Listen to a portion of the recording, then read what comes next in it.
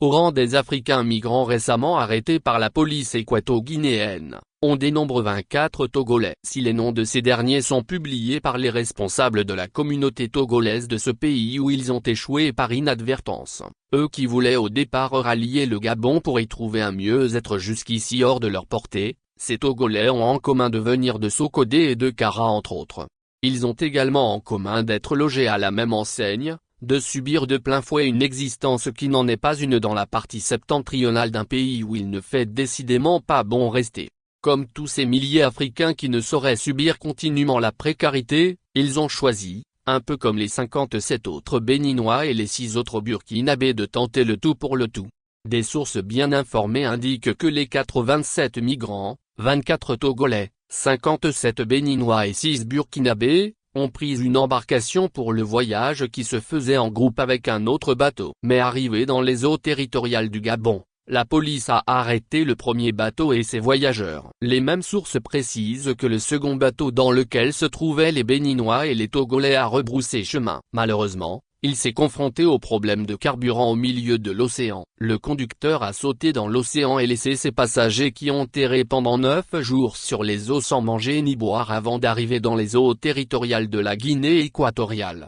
Depuis, ils sont dans les mailles de la police équato-guinéenne. Jusqu'à quand? On ne sait pas plus le sort qui leur sera réservé que si les autorités togolaises feront diligence pour trouver une solution idoine. Passons. L'autre information, non moins dramatique, nous vient du Haut Conseil des Togolais de l'étranger en Mauritanie, Mauritanie, qui a informé l'opinion le 22 juillet 2024 de la disparition en mer d'un Togolais lors de l'interception par les gardes-côtes marocaines du navire transportant des immigrants. Selon le Mauritanie, le Togolais vivait à Nouadhibou en Mauritanie. Il serait monté à bord d'une embarcation à destination de l'Espagne. Mais, malheureusement, le navire a été intercepté par les gardes-côtes marocains. L'Organisation internationale pour les migrations, OMM, se dit pour sa part désolé de la tournure des événements. Nous sommes profondément attristés par la mort de 15 migrants et la disparition en mer estimée à plus de 195 personnes après le chavirement d'un bateau à Nouakchott, a-t-elle publié sur X. Ce Togolais n'était pas enregistré officiellement auprès du bureau du Haut Conseil pour qu'on puisse avoir assez d'informations sur ses parents au pays, Togo. Remarquons que ces événements qui se produisent de temps à autre et qui ôtent gratuitement les vies de la jeunesse togolaise traduisent le dépit de celle-ci de vivre les affres de la malgouvernance sur fond d'une dictature enracinée. Pour être poignants, ces drames trouveront-ils pourtant un écho favorable auprès des dirigeants togolais occupés plus à d'autres soins qu'à ceux de leur population? Une chose est sûre, le pouvoir togolais a mieux à faire que de prendre la mesure des maux qui gangrènent la société togolaise. Il n'a que faire du marasme d'une jeunesse désorientée, sans avenir, qui perd ses repères à trop patauger dans le chômage et la précarité. Il préfère faire la part belle à une minorité qui continue de s'accaparer les richesses du pays, à des ministres passés de mode mais maintenus envers et contre la volonté du peuple.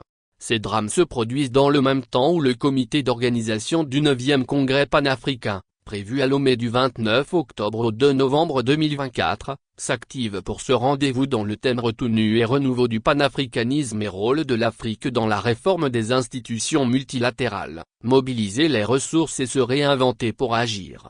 À la baguette de l'événement on trouve un certain Robert Duss du ministère des Affaires étrangères doublé d'apôtre du panafricanisme qui n'a jamais posé d'acte digne de panafricaniste. À se demander si sa diplomatie se borne à organiser des sommets sans lendemain et à soutenir des initiatives aussi futiles que la promotion de l'africanophonie, alors que des dizaines de ses compatriotes meurent dans des conditions les plus effroyables qui soient loin de leur terre natale. S'il mesure vraiment les charges de son portefeuille, un ministre des Affaires étrangères ne laisse pas plus d'une fois à mourir en mer ses compatriotes.